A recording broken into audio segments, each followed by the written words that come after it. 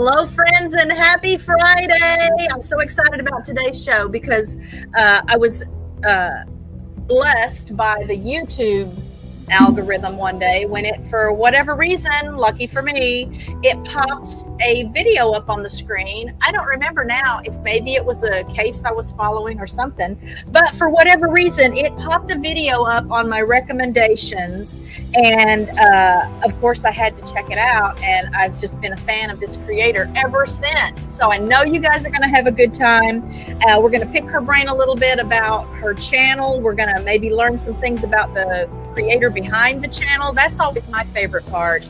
I just really feel like when I can connect with someone, you know, on a just regular human level, it makes it so much more fulfilling to then have a relationship with them through their channel. So Bacon Bears will be here in just a bit. I just wanted to give you that little rundown about how I found her. I will tell you there are several channels on YouTube called That's My Opinion. So I'm going to post a link in the chat right now to get you to the right one. So here comes a link for the official That's My Opinion that is managed and hosted and loved by Bacon Bears so that we can all learn some things and enjoy community together there. So there's the channel links. You can actually click on that in the chat. It will take you directly to her channel where you can subscribe and then make a plan to go back and do some binge watching later.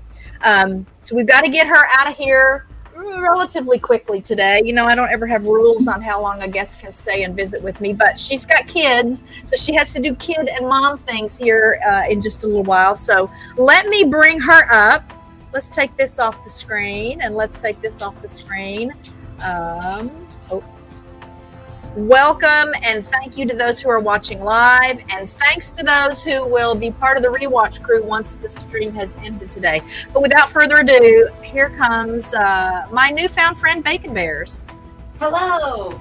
How are you?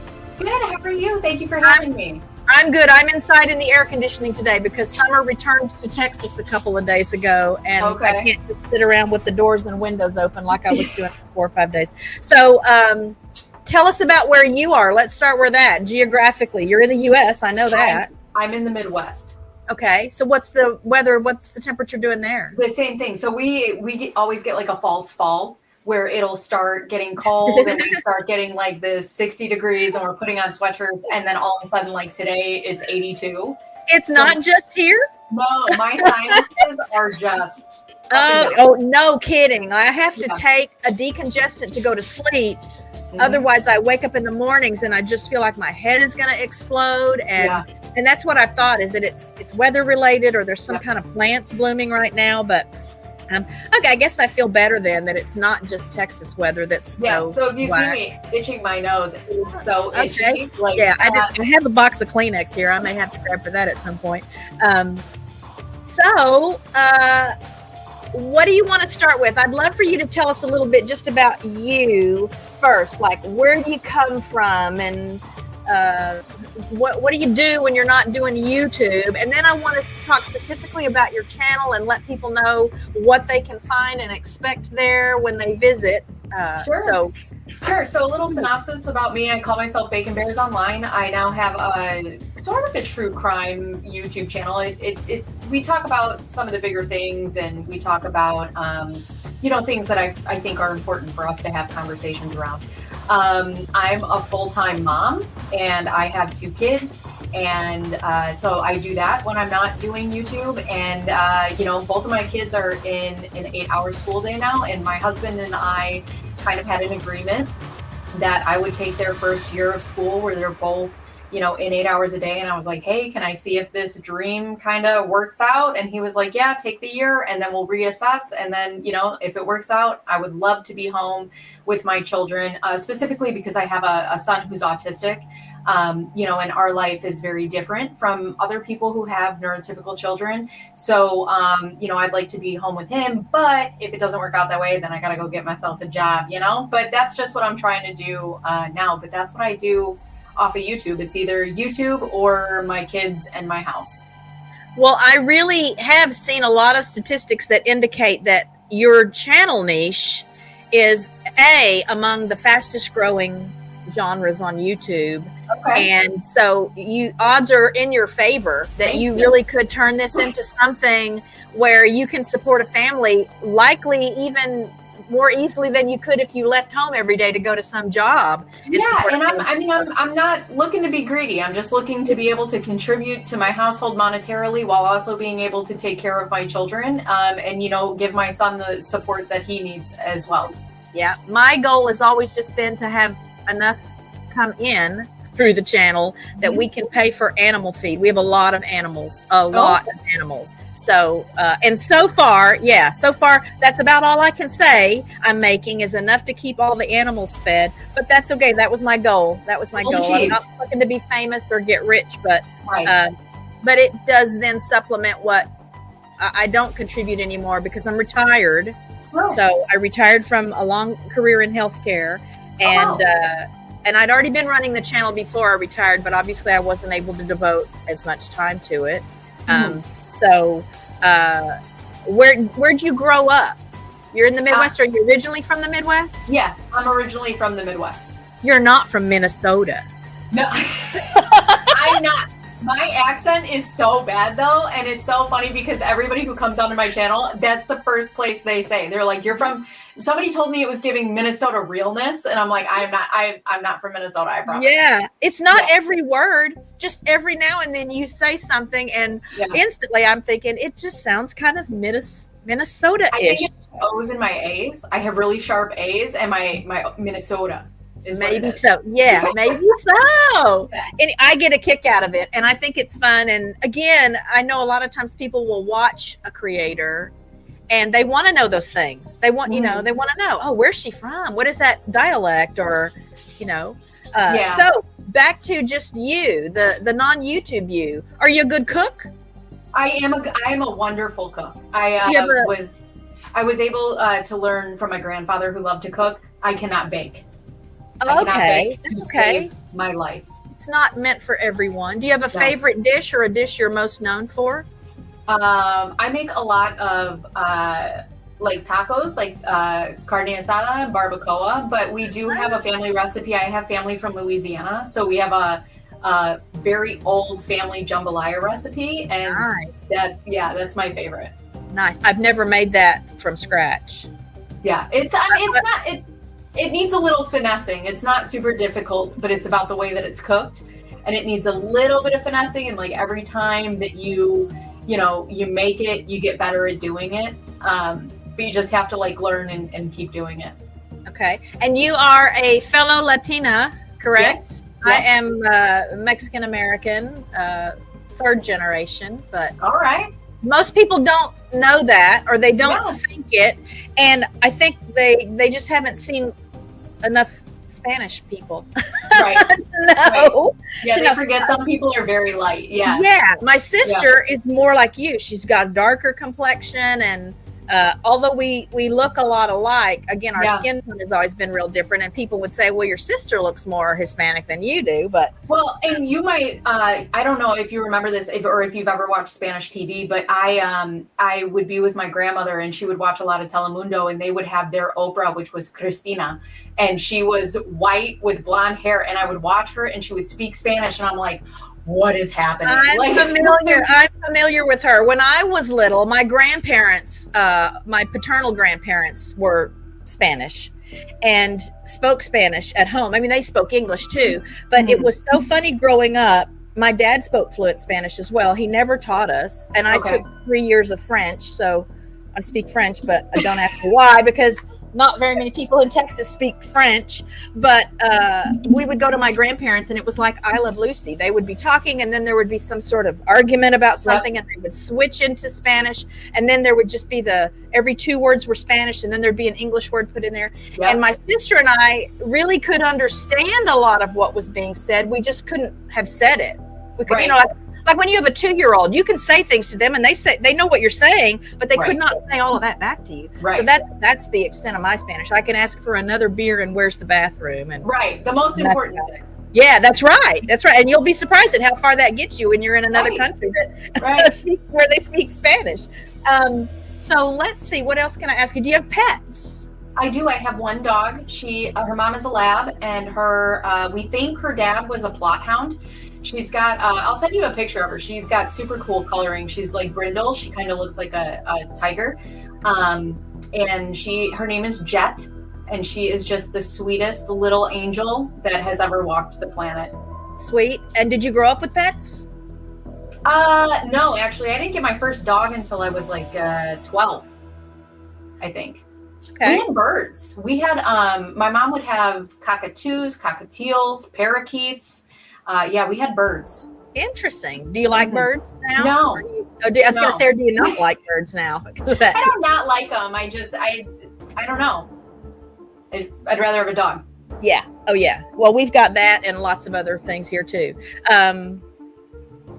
What do you do in your time off? Is there such a thing as time off? Because I had 4 human children in 5 years. So I definitely know the motherhood struggle, and a lot of it's a blur. They're all grown now. I have 8 grandchildren. A lot of it is a blur. I remember a lot of laundry. The washing machine never stopped running. And we even had a cat one time that it would bring dead things, dead lizards and birds and things, and it would put them on top of the washing machine. And when he went in for a checkup one time, I said to the doctor, it's so weird. I don't know if there's something wrong. I don't know what this is about, but I keep going out to the garage and finding like dead things on top of the washer or the dryer, whichever one it was. Right? And that's what he said. Yeah. He said, those are gifts. Yeah. And the sad part of that was, though, that the vet also said, and he's putting them in a place where he associates you with this place. He's putting in a place where, you know, he identifies you being connected to whatever this place is, and he knows you'll find it. And I thought, so see, even the cat is aware of how much laundry I'm doing. So it was kind of creepy, but once he told me that, you know, I grew up with dogs. I didn't grow up with cats, but this cat wandered up onto the porch one day, and then it somehow became a family pet. Just becomes a house cat. It did. And the kids would not have had it any other way. So, so I guess we kind of have animals in common there. We have German Shepherd dogs now. That's all I've ever had is German Shepherd dogs.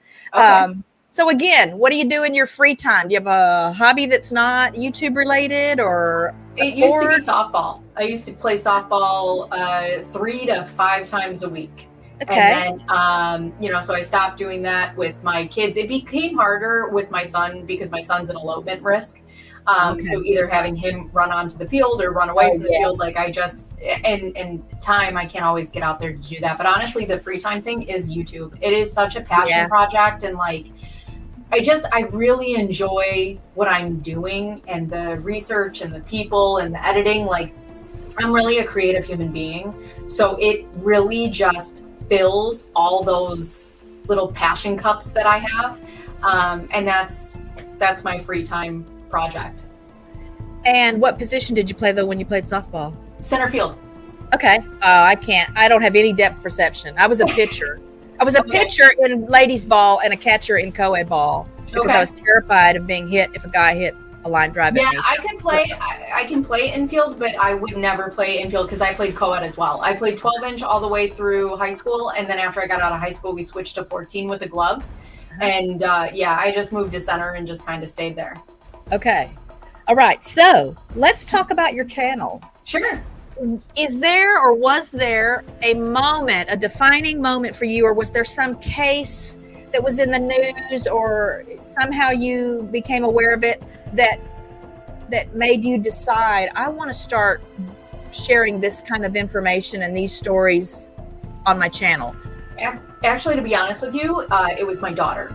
So I have a daughter who looks and acts just like me. And I have gotten through this life by the skin of my teeth with zero information. And I started looking into more of these cases and listening to true crime myself. And I was like, well, how does someone potentially prevent something like this? And especially when you look at crimes of, like family annihilators or, domestic violence, how do you notice these red flags? How can you protect yourself? How can you be armed with information? How do I teach my kids what is grooming, what is, and I think about all these things, and I want to arm my kids with enough information so that they can go through life and make better decisions. And that's really kind of what got me into this channel. And one of the first things that we ever covered on my channel was Scott Peterson. And it's interesting when you look at a case like that, or when you compare it to something like, let's say, O.J. Simpson. O.J. had a history of domestic violence, and Scott didn't. So what was it about that could help you kind of identify and potentially protect yourself from those types of things? Are you drawn to this may sound weird, but like, what's your favorite crime? Are you drawn to a particular type of story? Or is there I would say my two, like, kind of Roman empires, because I do not understand them, are like family annihilators, and also cults are the two. The family annihilator thing, there are crimes of passion all the time. I understand that. I understand, domestic violence when it rises to murder and you get, to that point. I understand how that happens, right? When you do that and then you bring your kids into that, I do not understand how that happens.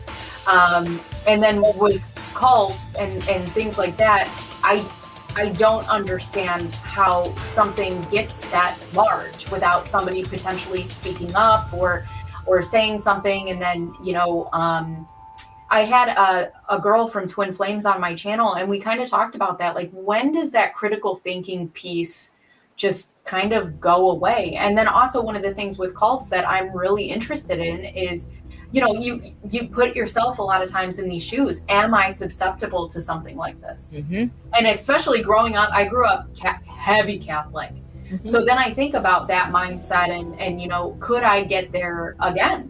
And that's what I just kind of, I don't know. Those are my two things that I kind of really, really stick on. Have you been able to answer either of those questions? No.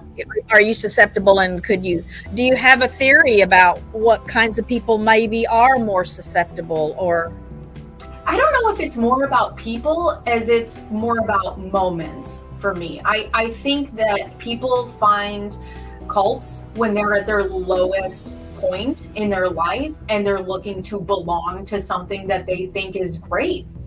And unfortunately, I think that there could be organizations that are great, that want to do great things with that. And unfortunately, we see organizations that want to capitalize on something like that. Mm-hmm.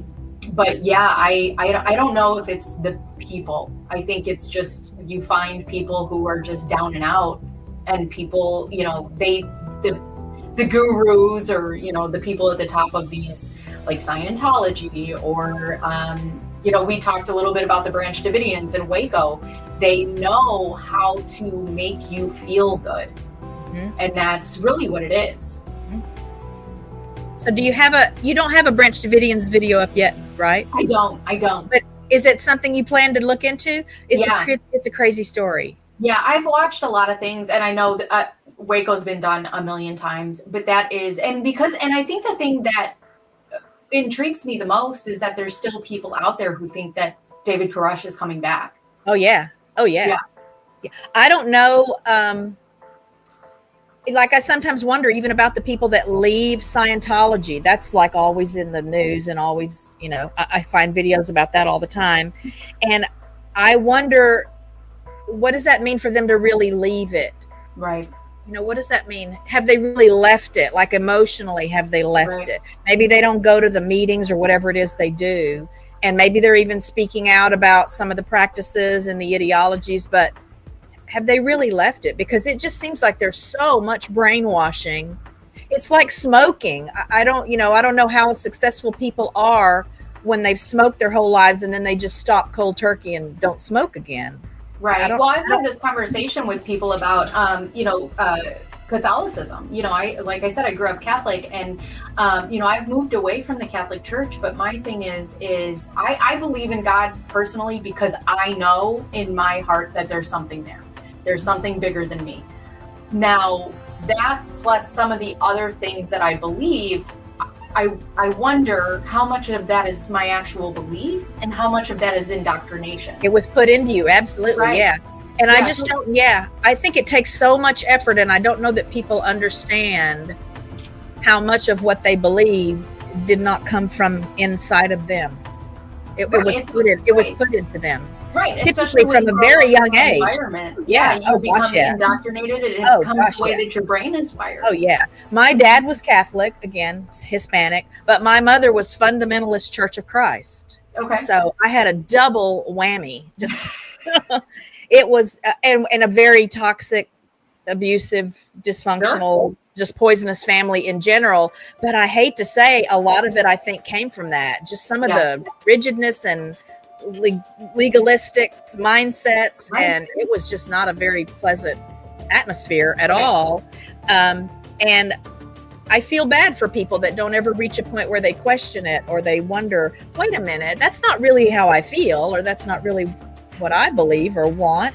Yeah, I think sometimes it's just easier that way. Oh, of course it is. I think it's easier to just do what you've been doing. I have this conversation with a lot of my family members who are very conservative, and we disagree on a lot of different things. And I'll just when they don't want to talk about it anymore, they go, you just whatever, we're out of here, because it's easier to do that than to have these really flesh it out. Yeah. Are you from a big family? No, I'm from my dad's side is a very big family, but I didn't really have a relationship with them growing up. And then my mom's family is very, very small. Okay. Small. Do you have siblings? I have 3 siblings. And where are you in the birth order? I'm the oldest. Okay. Oh, I'm an oldest. Yeah. That's a tough job. Yeah, it is. If you're not an oldest, you don't understand the pressure that comes from that. Not just growing up. Again, there's something that never goes away. I fight every day to not be so perfectionistic and just so hyper vigilant and controlling. And my husband, on the other hand, is baby of the family, 4 children, the only boy, and a big age gap even between him and the next sibling. And man, it is night and day. And he can't. See, my husband is the oldest. Oh, yeah. Oh, there can be some headbutting there, though. Oh, let me say hi to some people that have popped into the chat. Hello. Let's get here. Let me scroll up. All right. I see lots of people greeting each other. I love that. To me, that's the purpose of chat, is so you guys can interact with each other and interact with us. We have a comment from Jesse Bacon. You can say it's me. You don't have to hide my identity. Jesse, hi. Okay. And Waco, crazy story. I'd already told Bacon Bears, Waco is only like an hour and a half from me.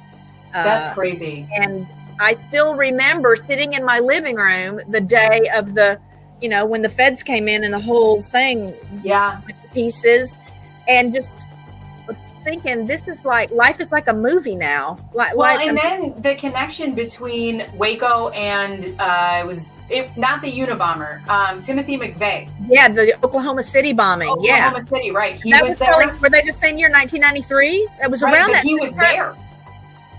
Oh, I didn't remember that. Yeah, so he was, I think he went in support, and his truck was like outside of Waco. Gosh. Yeah. I did not remember that. Yeah, sorry, I'm trying to see the chat. Hi, everyone. I'm trying to put some comments up on the screen. I don't remember what you can see as a guest from the screen. Oh, no, I got it. I can see it. Story. Coercive control, aka brainwashing, is powerful. Yes. Absolutely. And again, unfortunately, that practice is employed by a lot of what people consider to be noble and righteous and healthy entities. And it's just all about control. Yeah, true. Indoctrination. Yeah. Oh, Kevin from Tuber Chat. What's up, Kevin? Thanks for being here today. Hi, Kevin. I don't know, Kevin. Hi, Kevin. Yeah. Go check out Tuber Chat. There has to be a breaking point. Every person is different for when or if it breaks. Sometimes no one breaks from coercive control. Right. Thanks for sharing, Kevin. All right. Lots of hellos to you, Kevin. Yeah, my friends Jerry and Susan at Butler Family Farm are here. Hello. I'm going to post this link again for Bacon Bear's channel. You guys have to check that out. So is there a favorite? Do you have a favorite video on your channel? A favorite video that you've created and uploaded? Or a series? Maybe it was a series of videos. Oh, that's a tough question. No, you know what? Maybe it might be that it was the most well received by your audience. It might be that it answered some questions that you have. I don't think I personally have a favorite. I like, which is so interesting that I run a channel like this, because I'm a very silly, goofy, sarcastic person. So, which is why my lives are so horrifically different than my long form videos. But each video I put in a little bit more love than that. They're like little babies, and I send them out, and it's like, you know, so it's, do I have a favorite? No. The biggest video on my channel, the one that kind of sparked everything, was a video that I did about what Netflix didn't show in the John Benet Ramsey documentary that they had this last December, where they had a conversation with John Ramsey.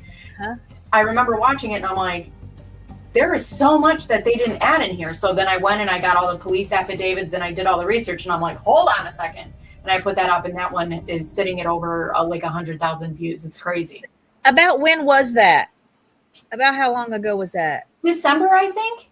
Okay, because I don't think I, again, had the surprise of your channel popping up on my recommendations until maybe 4 or 5 months ago. It's been really recent. Yeah. And I don't remember which video it was. I can probably go back in my history even and look, you know, and filter it by your channel. And I wish I could remember what case it was, because I'm guessing that whatever was popped up, it was something that I was either aware of it enough that, yes, I want to know. I want to know more. I was in my, you know, my hungry phase for information, or it was something I'd never heard of before, and I thought, oh, what is that case? Yeah, I remember seeing you for the first time in a live, not in the comments though. Okay, I think it was a live stream that I first saw you.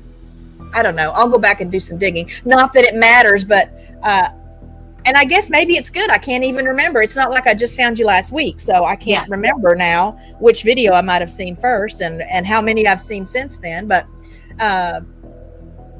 tell me about your process. So, like, how do you decide what case you're going to cover?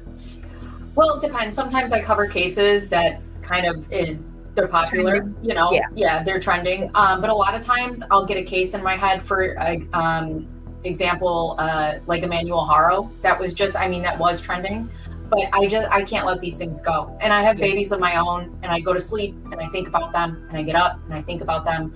And I'm ADHD, so I hyper focus. And a lot of times I have to get it out of my brain in order to be able to let it go. So sometimes there's just ones that stick with me, and there's some that sit with me and, you know, resonate more than others, but it really, they just kind of come to me. And then once you've picked something, or I'm guessing you probably have a list of at least a handful of cases that. Yeah, because there's things. Yeah, people request cases as well. So I actually have a board over here, a whiteboard, and I as soon as somebody gives me something, I'm like, okay, I'll write it down, and I try to get them up, but you know, when you're dealing with social media and everything happens so fast, and I'm only one person to, you know, it's hard because you're trying to keep up with the trending stuff too. Yeah. But there's also just stuff I want to know about. Oh yeah. Well, and I've got my favorite cases over time. I've said before, I don't know if it means I'm weird, but I feel like a big reason why I enjoy, if that's the right word, true crime. The reason I'm drawn to it is because a lot of times I watch, you know, case analysis videos, and I feel better about myself. I'm reminded that I don't even understand. I'm reminded that I can't even understand how something like that happens. Right, and I think that's why most people are intrigued by true crime, is the psychology. How do you get there? Yeah. Oh How yeah. does it get there? Right. Like, I hope I never know. I hope I never Right. know how does someone get there. Even with all the, analytical commentary out there, Mhm. everybody's different. Like Jesse said earlier, everybody's different. Right. And the same triggers don't necessarily result in the same action Right. by everybody that's in similar or, like circumstances. But Right. it just makes me feel better about me. It reminds me why it's important to be, honest with myself and compassionate and patient and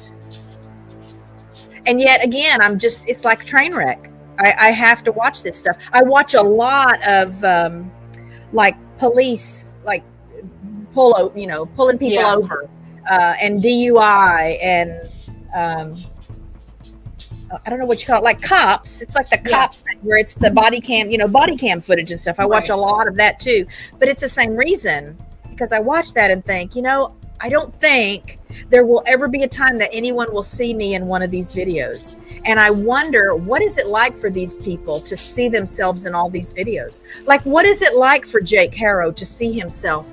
Because part of me worries that on some level, these people kind of get off on all this attention, because a lot of them, the stories would indicate that they craved control and power and attention and admiration, or whatever thing they were seeking, and it just grew to a point, and it was so unchecked. They did things, I'm sure it started out smaller, and there wasn't a consequence, or the consequence was not severe enough, and it just grows and grows and grows. And that's just human nature. If there's no incentive to not keep doing something that gave you that high of feeling in control or powerful or popular, or getting your name in the news or whatever, then you just want to do it again. Yeah. And like a drug. Yeah. And so again, I wonder sometimes, what do those people think of all the coverage? I think a lot of them think that they're smarter than everybody. I think they think that they can, manipulate these situations, and which is part of the reason that I do what I do on my channel, and I try to make it as victim focused as possible without glorifying these monsters. Amen. Because that's what they want, and that's not who the story is about or who it should be about. Yep. And I think that's a big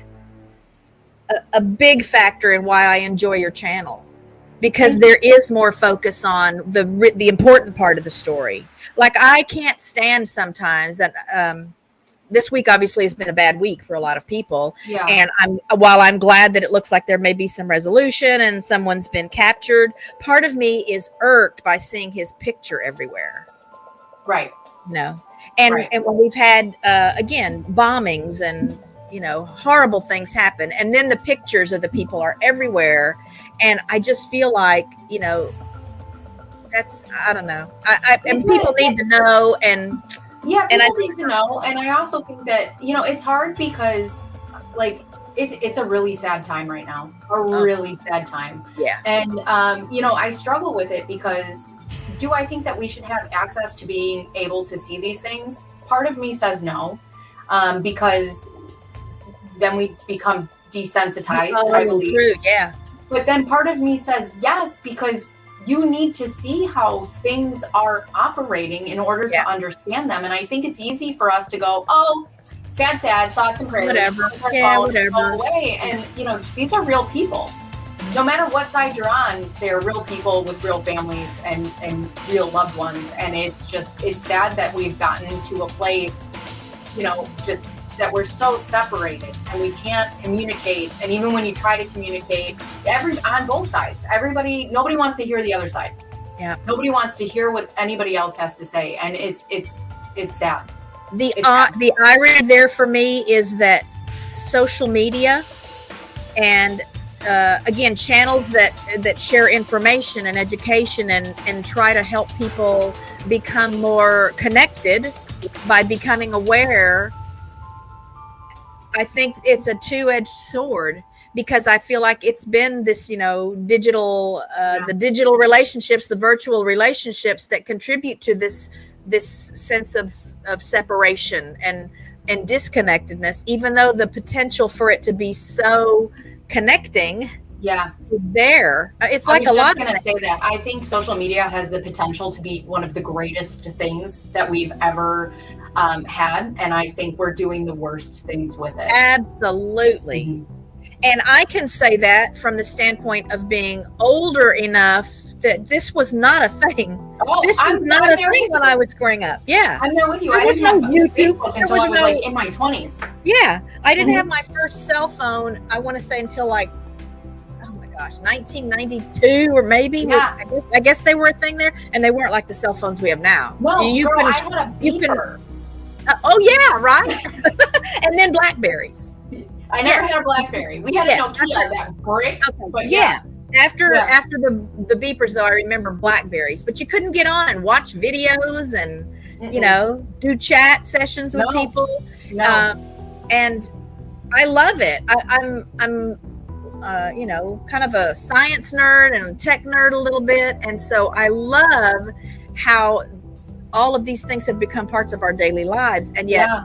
Just like you can't go to a restaurant now without seeing people sitting at dinner together, a couple or a group, and they're all looking at their phones. Yeah, I think the other issue, the biggest issue that I have with social media is you can find whatever it is that you're looking for. So if you have a stance on a certain thing, you can find everything to support that stance instead of, you know, and it becomes these little echo chambers. And I think that's what is the most dangerous thing that we're doing, because we're separating ourselves from each other through social media. And we, you know, and then you get TikTok and you get video after video after video of people who think exactly like you, and you're not able to hear other people's perspectives. Right. And you don't want to. And you don't want to, right? Yeah. You've already closed yourself off. So I don't know which one of these I've already put up on the screen. But have you covered any of these wacky? Shut up. I'm writing my script on her right now. I was going to ask because I didn't remember seeing one of these yet. Because there's this lady and there's the lady that was a writer for Grey's Anatomy that did a similar thing, pretended like she had cancer or whatever. I was waiting to get on the chat. I was putting together my outline for my script on this video. Well, yeah. Okay, so I'm going to be interested to see this one. I think one of the things that was so impactful about this one is that this particular woman, if you met her, I'm thinking if I met her, I would just think she was the most wonderful, authentic, beautiful, honest treasure of a person.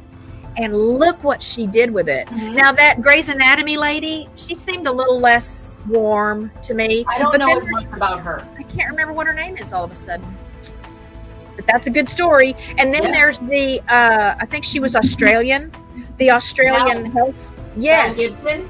Yes. Mm-hmm. Or yes. Yeah. That one. And I get the impression to this day, she still hasn't even admitted that she did anything wrong. Yeah. So, I have it's funny because as I'm watching this, I'm like, we've all been touched by somebody who either has had cancer or something. Yeah. Oh, right. For real. Yeah. Yeah. Or whatever. We've all been touched by somebody who's been ill or somebody who has died from these illnesses. And, one of the biggest things that I was thinking about when I was watching the documentary and doing my notes on this is like, you always say, I wouldn't wish this on my worst enemy. And it's like, I wouldn't, but at the same time, would I wish it on somebody who wants it this bad? Right. What are you doing? And to stand next to survivors of people who've actually gone through this. Yuck. Yeah. I can't. Again, I watch some of this stuff because it's like the opposite of my life. And that's fascinating to me. Yeah. And it makes me feel better about me. I just don't understand how you can lie like that on such a big lie. And for so long, some of these people. Right. And lie to your kids. Yes. How do you lie to your kids? Family, yeah. Right. Well, I mean, obviously the short answer to that, I would think, is the money. Because the money that comes in, the financial gain, is really their top priority. And they don't let anything else get in the way of that. Right. But it kind of makes you wonder, because in my opinion, that's my opinion. That's my opinion, these are the people they always were. it wasn't just that something happened and then they got a wild idea. I think this is who they really always were, and then the right opportunity just came around. Yeah, I also wonder if it's like, I don't know if I believe that it was like always that nefarious in the beginning. I thought she was like, oh, I could have cancer, maybe get some, condolences, some sorry's, maybe get a little money, and then it just keeps see who loves me, spiraling. See if people really do love me or not. I think it almost becomes an addiction in a way. Absolutely. Mm-hmm. Just like these people that do these horrific things, and then I feel like they get a high, they get off on seeing their picture in the news, or seeing, oh my gosh, I can go to Google Trends and type my name and there's been 100,000. Maybe that sounds really warped, but that's what I'm imagining from some of these people, partly because of the way they react and respond when they get caught. Right. Some of them that even when they get caught, then they still lie. Then they still try to make it someone else's fault. I have to tell you, one of the killers that scares me the most out of everybody ever is Dennis Rader, the BTK killer. Oh yeah. He freaks me out. Yeah. But at the same time, not that I'll ever respect this man, but the fact that he stood in a courtroom and he detailed everything that he did and the why that he did it, and he gave closure to these families. I'm like, I don't understand other people. If you did it and you wanted to do it and whatever, then yeah, exactly. Why not just say that? Yeah. With a smile on your face, stand 10 toes down. I killed these people and this is why. Yeah. I don't know. Again, I feel like him, he's a great example. He was always that person. I don't think it was always something happened or somebody made him mad. I don't think it was that. I think that was always what he is. And if somebody really was close enough and knew what to watch for, somebody would have seen something. I just don't believe you wake up one morning and start killing people. I just don't. No. I mean, look at Dahmer. Dahmer started with animals. Right. Yeah. Right. I just don't think. And knowing, again, Dahmer, another great example. Didn't his parents see that? Were they not aware? I think with parents too, I think it's, I don't know. I can't say because I'm not in that situation. And I think it's interesting when we go to the parents a lot, but I think there's a part of you with your child that's like, no, like it can't, right. What I mean? Like, imagine you said you had 4 kids. Imagine if somebody came up to you and was like, your son or your daughter did this heinous act. You'd be like, there's not a chance in hell. No, you're exactly right. But I still have to wonder. But I still have to wonder if those particular people, though, if again someone could go back and really examine, the day-to-day moments, wouldn't there be this huge long list of, oh wow, he did that? Sure. In hindsight, if you look at, I covered Fox Hollow Farm, which was about the case about Herb Baumeister, and his dad took him to a psychiatrist in his early teens. He was a very disturbed teenager, and then he never got any long-term care. And then they find over 10,000 bone fragments in his yard. Yep. Yeah, I didn't mean to blame it on parents. I just meant that it's interesting because where is the line? Now, when I look at, when I look at someone, I don't know if you know who Madeline Soto is. So she was a little girl, and Stephen Stearns, his parents. Yeah. They are, I love my son, but I can also hold him accountable. And I cannot imagine what it's like to find out that your son is a monster. And I feel terribly for them. But on the other hand, Brian Laundrie's parents can go straight to hell. No, again, and that's more where I'm going with this, that there were people that then once the truth came out, these parents still pretended like, right. My child's an angel. My child has never done anyone to hurt anyone. He would never do any. Oh my goodness, you could be looking at the videotape of the crime itself for some of these parents. Well, even if you go back through the transcripts of Roberta Laundrie being in court, if you go through those transcripts, the way that she even speaks about Gabby in death is vile. Well, I hate to say it, but I think there was something a little bit inappropriate going on with her and Brian. She's a boy mom. The boys are always more important. I don't know. I just think there's something kind of wacky going on there. And very strange. I feel bad too. The Kaylee Anthony case. Yeah. I feel like there was this whole family dynamic where everybody knew something was wrong. Mm-hmm. They couldn't deny something was wrong.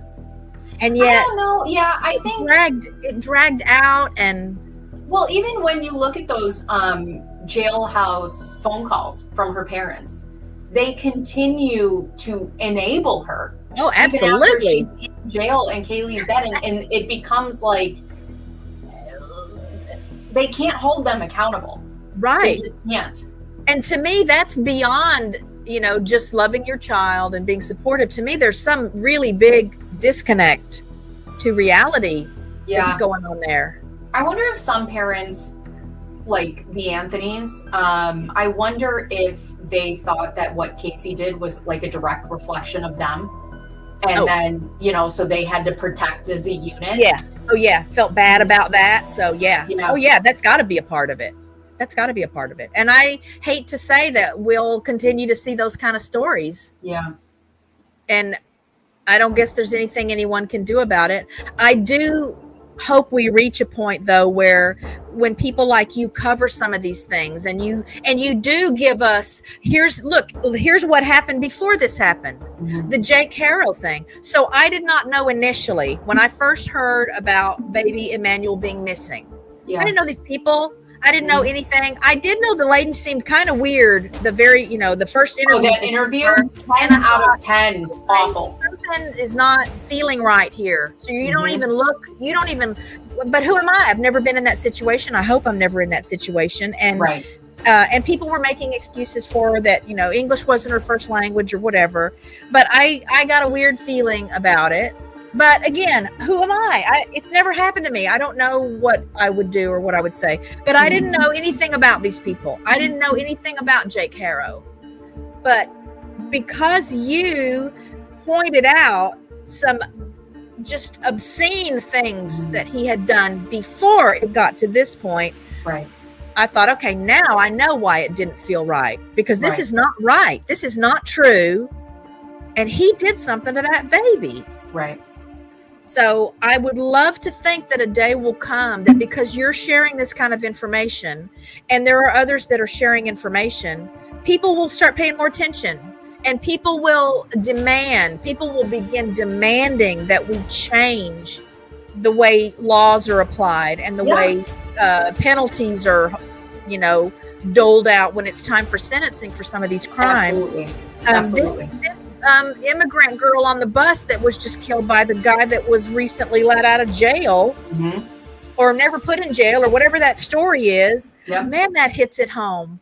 It wouldn't have happened if he had actually faced some real consequences for all the things he had done long before he had the opportunity to do what he did to her. Right. And that's my hope is, again, I watch this stuff partly like what you said in the beginning, because I don't understand it. Yeah. I need to understand things. I don't know if that means I don't know what that means about me. I need to understand it. Like I can't see a new word in something and not go look the word up. I need to know what that word is. I've never seen that word or I've never heard that word. I've got to go and look that word up. Are you a Gemini? No, I'm a Virgo, like right smack dab in the middle of Virgo. Okay. Which that explains my healthcare career, I think. But that's the kind of person I am. So if happy birthday coming up, by the way. Oh, it just happened. Oh, happy birthday! Yeah, thank you. All right. Thank you. Yeah. And so that's part of what keeps me motivated is always having something new to learn, hearing a new word, learning about a new crime case, or finding a new channel, and that's exciting for me. And I hope it will keep my brain working well enough that I won't fall off the deep end, too hard one day as age really does start creeping up on me. But what else did I want to ask you about your channel? What's been your favorite part of being a YouTuber? The people. The Nice. people. I love, I am a Gemini. I have a thirst for knowledge. I have a thirst for communication. I have a thirst to understand why people think the way that we do. And I don't always have to be on the same page as everybody. There have been a lot of people who come to my channel and they're like, hey, I don't agree with this take. Okay, explain why. Yeah. You know, and I'd love to have a conversation and see it from that side. And, you know, that we've kind of fostered this beautiful, just when I go on lives, this beautiful community where people come in and we just talk about. Yeah. Well, it's like you know each other. Yeah. Now, and then also it's so funny because you've obviously reached the, you've crossed that line now where you've got these creeps and these trolls in your chats. Yeah, they like me. Yeah, they do like you. I mean, y'all look, she's super cute. She's very friendly. She's very funny, but it's just it's so creepy to me that some of these people will come in and thinking and I kind of imagine that's what they do all day. They look for live streams, right, where they can just go in and push some buttons and see what'll happen. I take it as a compliment. But you know, when you look at the when you look at what it does to the algorithm, a lot of people are like, "We hate the trolls," and I'm like, "They're doing us a favor." So. Absolutely. Well, and it's still. I also like to see then when people in your chat will kind of come to your defense or. Oh, my chat does not tell someone, dude, what's wrong with you? Yeah. Or get out of here. Or, you know, it's a lot of people who, standing up. My chat does not play. My mods do not play, and that's fine. And my mods know me pretty well to know that, like, if I'm ignoring somebody, they can just get rid of them. Oh yeah. But, you know, for the most part, sometimes trolls will come in, and there have been people who are like, you know what, I really came in here to mess with you, and now I'm going to stay. You didn't take the bait. Yeah, you didn't take the bait, so I'm moving on to someone else. Yeah, absolutely. And I've always heard that's the way to handle it. Because they come in again and they want to push buttons. They want to take over your stream and make you address them only or have to deal with their, like a toddler throwing a temper tantrum. They want your attention. And it's usually pretty effective to just skip right over them. Yeah, so. None of them ever really make me mad. I think the only thing that, like, really, I wouldn't even say get under my skin, but the one way to get me to not respond to you ever is to make demands. Nobody tells me what to do or when to do it. Yeah, so, I've been lucky, and I'm not a big channel yet, but I did have a stream, and someone came in, and that's what started happening. They wanted everyone to go and look at their channel or a video or something, right? And kept saying, you know, when are you going to do that? Are you going to do that? Are you going to go check this out when the stream is over? You need to do that. I want you to go and do that. And that's all that was in the chat. I mean, they weren't responding to anything we were talking about. They weren't connecting with anyone else in the chat. Just. Kind of demanding that because of whatever our topic was, they had a topic I think that they thought was related somehow, and I thought, okay, this is not cool. I don't want I don't want anyone coming in here and bullying anyone or demanding anything, but it's not even related. You know, this isn't the purpose of the chat. So, but I just enjoy your lives because you just have a very enthusiastic following, and people. I can see already too that there are a lot of people in your chats that know each other through your channel, and so there's fun interactions that happen there. But I really get a kick out of when some creep comes in and asks some kind of personal question, or I'm thinking, what in the world, dude? How old are you? 14, 12, whatever. Go find somebody else. And I love to see your chatters say that same thing. Hey, get a grip. No, wrong. Move on to the next question. So, what's been your least favorite part of being a YouTuber?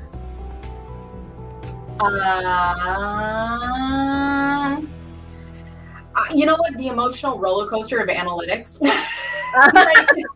it goes up, don't say that word. We're doing great, and then it goes down, and I'm like, my channel is tanking. Like it just back and forth every day, and I just I have to tell myself, why are you here? Keep going. Like it doesn't matter if this video bombs, you keep moving forward. You know what I've come to accept, that it's a lot like if I'm trying to lose weight. And if I get on the scale 2 or 3 times a day, then I'm frustrated over and over and over and over. But if I'll just keep whatever it is I'm doing to get healthier or lose weight, and then just check in, once a week or every 10 days, then I can see the bigger picture. And I didn't understand that in the beginning at all. It wouldn't make sense to me. And I would just be so, as you described, I'm so excited. Oh my gosh, look what happened. And then you go back the next day and it's, you've lost 5 subscribers or. Right. I thought, okay, that can't be what it's about. And I didn't start a channel for it to be about that. But, there are some measures help you want to put it out and you want it to do well and you want people to see it. You want it to get in front of the right audience. Yeah. Right. You want it to be meaningful for people. Yeah. Right. Now I say that you want that. I want that. I know there's some garbage channels out there that's not what they want. They just, I don't know. They just have a lot of free time or something. Yeah. I'm not here for virality. Right. So my thing is always, even if a video bombs, I stand by what I said. I think the things that I'm putting out are important.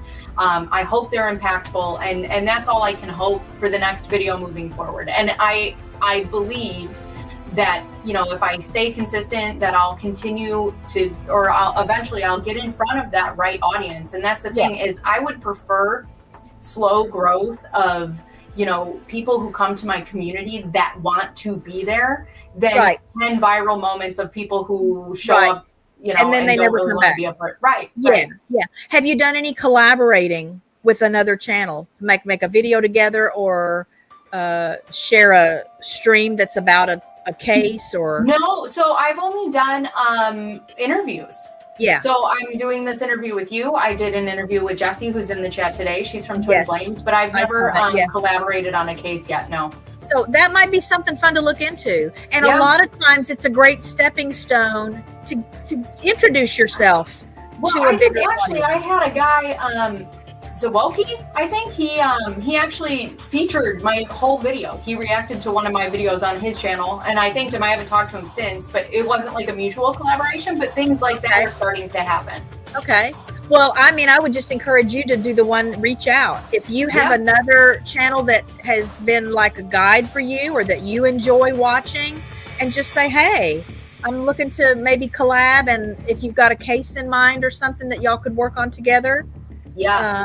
I know early on in my YouTube life, and I've got a couple people in my chat that I met through Peter Tragos' channel, Lawyer You Know, and it was shortly after the Amber Heard Johnny Depp stuff, and I'm a big fan of Peter's, and so I had Peter come on the channel. I interviewed Peter, and that introduced a lot of his viewers again to my channel, and it was just fun. I was, very fangirly because I really enjoy him, and he's such a fun creator and a great teacher. And there's just a lot of community building that can happen when you do those kind of collaborations. So again, interviews are a great way to do that. But for your genre, I just think it would be a fun thing to see that you and another, I would think it would be more entertaining if it's somebody that has a different style of how they do it, or they tend to focus more on, I don't know, the court side of it, where you focus more on the story leading up to, I've had that idea with people in my life. Like, I would love to have somebody on with me, or just whatever, somebody in the YouTube community who is a criminal attorney, or a police officer or something like that. To give a different perspective of how things work. Oh yeah, I would encourage you to do it. It's super fun, and I've had several series of I did a law enforcement series of interviews with like a death investigator and a former canine officer, and who else did I have in that series?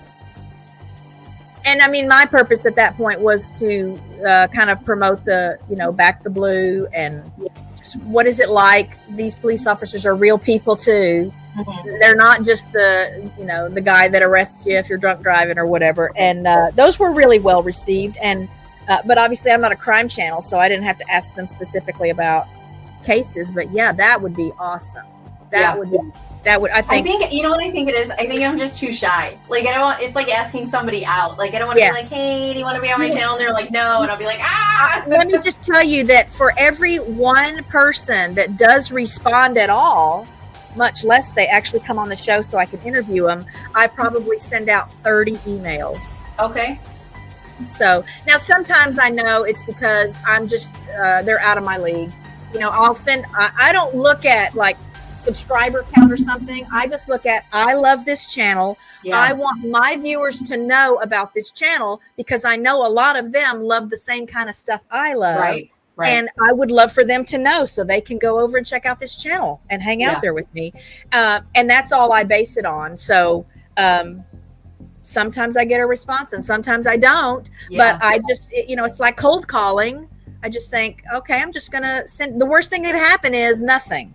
Worst thing that can happen is they don't respond at all. That's fine. Maybe they're getting 1,000 emails a day from other people just like me asking the same thing. Would you like to be a guest on my show? You know, and nobody's got time for that. So it doesn't, you know, I don't take it personally. I don't feel bad. And I'm not necessarily shy. So, you know, no big deal. Well, that's the thing. I'm not shy, except for when it comes to asking people. Like, if somebody were to ask me to collab, I'd be like, hell yeah. But if I like me asking, I don't know. I would say just give it a try. I'll be anxious to see that happen sometime because again, I think you would have a great time with it, and I know the viewers of the other channel would benefit by learning about you and what you're doing on your channel. So it's win-win for everybody. Yeah. But it just really is a lot of fun. Like I love doing these interviews. I just love feeling like I know the person, not just the channel. I got a lot of favorite channels. I don't know who, I don't even know. Never seen the person, you know, it may be a faceless channel or, you know, it's just a wildlife channel or whatever. There's not people on it. And I don't even know. But it means so much more to me and I feel so much more connected when I know the person. You know, just have a conversation with the person. I don't want it to always have to be about the sad, horrible crime and the. Well, I think too is like through social media, people forget that like we have whole body, like we're whole people. You are real people. Yeah. That's what I want these interviews to do. I want people to realize, look, she's a real person. Yeah. And she's, and what I see on her channel, that's really her. That's not like, she's not faking it. You're not faking being articulate or outgoing, or that's really who you are. I feel like people need to know that because we all know there have been plenty of stories about YouTubers that lo and behold, what we saw in their videos is not who they are. Some of those people are in jail. Yeah, they play to a genre. Oh my gosh. Yes. And I just feel like I can do at least a little bit to highlight the ones that don't fit in that category and make it more real. It makes it more real for me. I'm going to be even more excited about every video you put out now just because I just feel like I know you beyond just, you know, what you're producing for everyone to see. And then last 3 questions. Well, it's 1 question, but why did I think it was 3 questions? You're stranded on a desert island.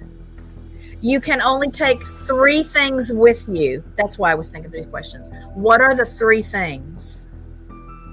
Are they people? Can I take people? It can be anything. Yes, there's no. Yeah, I would take my family. It'd be my husband and my 2 kids. Oh, that works. Okay. Yeah. That works. Okay. And if your life was a song, what would your song be? Don't Stop Till You Get Enough by Michael Jackson. I think, I don't know. It's just something that like explodes. Okay. Disco. I don't know. It depends on what mood I'm in. It depends. It could also be, Thought Shit by Megan Thee Stallion. I don't know. What day is it? I love it though that you didn't have to think too hard about it. So, and I usually ask about tattoos. I know you have the tattoo here. Do you have other tattoos? So I do. I have a Batman tattoo here. Okay. I have a saying tattoo here. I have scissors here, and then I have one on my ankle as well. Okay. Yeah. And do they all have a story? Not that I'm going to make you tell us a story, because in my experience, most people have tattoos that represent something significant. Yeah. Okay. Yeah, they all have a story. Okay. Yeah. I only have one. This is my Bandit and Cooper, 2 of our German Shepherds that crossed over. I was like 61 when I got it. Yeah. First tattoo, I'd always wanted one, but I couldn't figure out how in the world do you decide what to get? Yeah. How do you decide where to put it?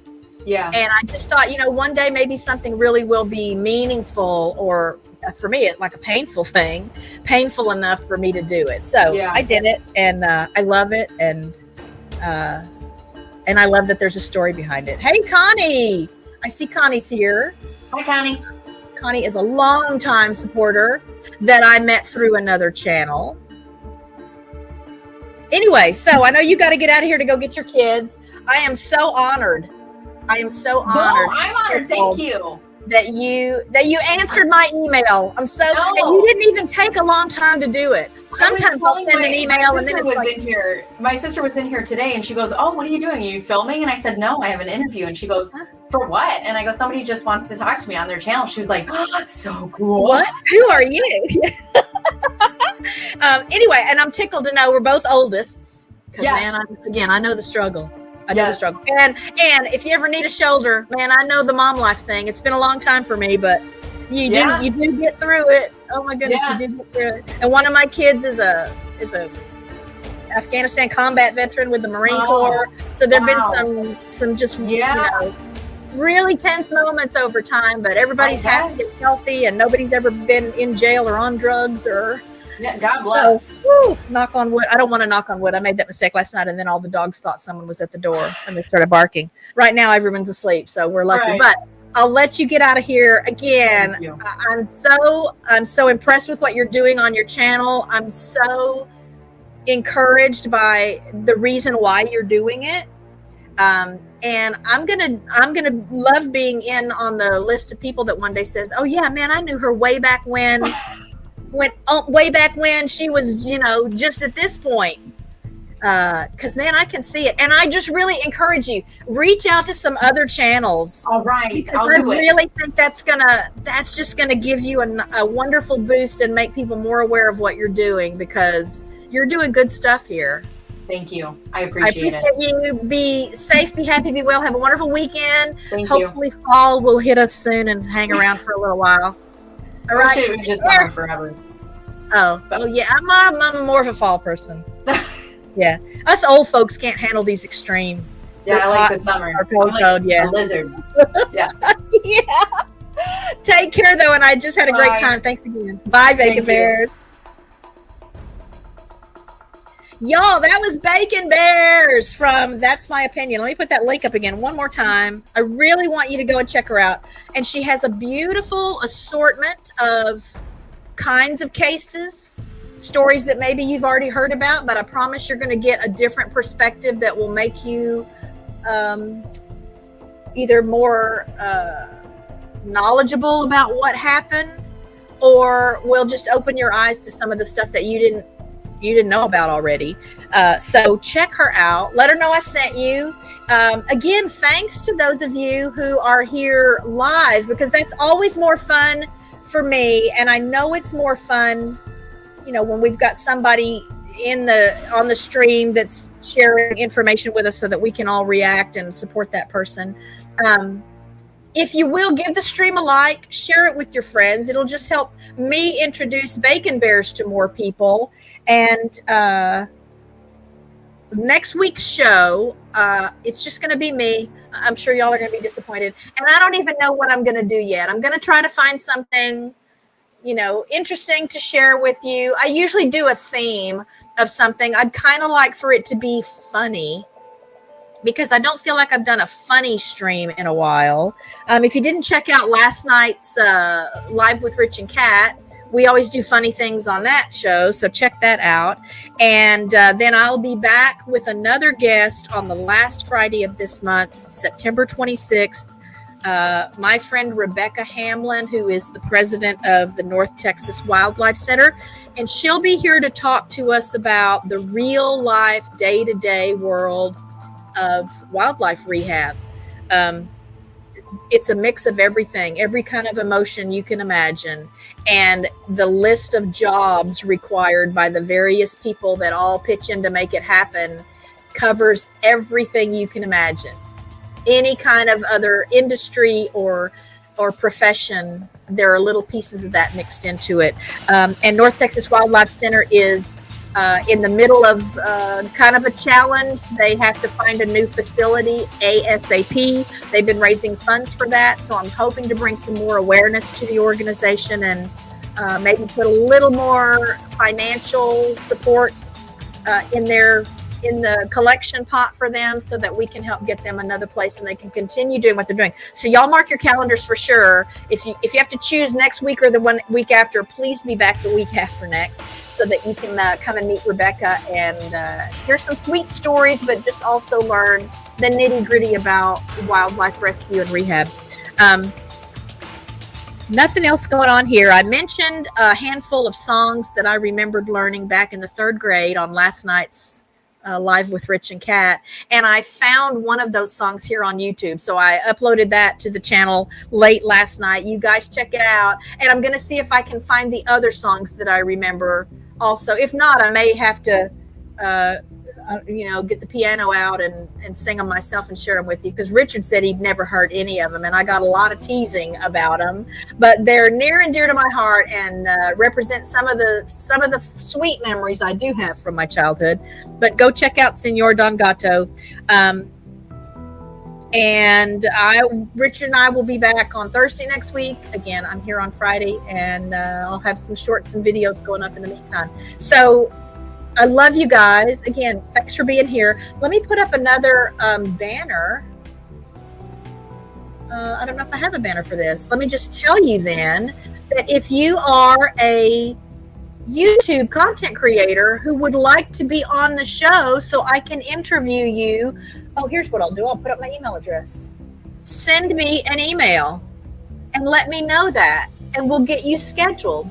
So, I know I saw the interview that Bacon Bears did with Jesse, so I've just recently learned about Jesse's channel. I'm going to be checking that out. But let me know, Jesse, if you'd like to come on sometime and share your story with my audience, and we'll steer some new supporters your way.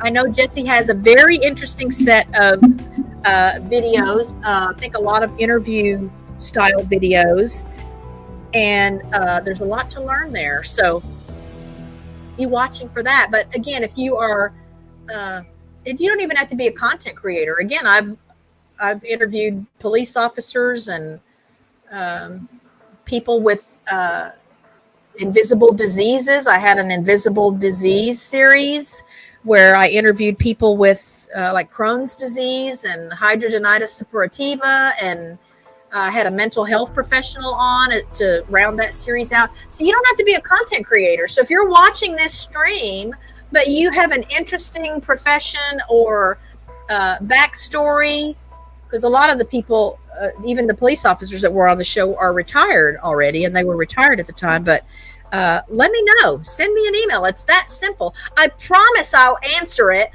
We'll see about getting you scheduled, but I do promise I will answer it. And I had a great time today, guys. I hope you had a great time. Thanks to those of you who were new today. I love seeing new names and faces in the chat. And I hope you'll be back again and you'll check out some of the things I do here. Fridays are kind of a break from my regular stuff on the channel because I am a real person too. And I do other things besides what you might see in most of the videos here. So I like to share that with you. But I'll turn you guys loose. We'll see you Thursday night next week. Again, be safe, be happy, be well. And I love you all. Bye, friends.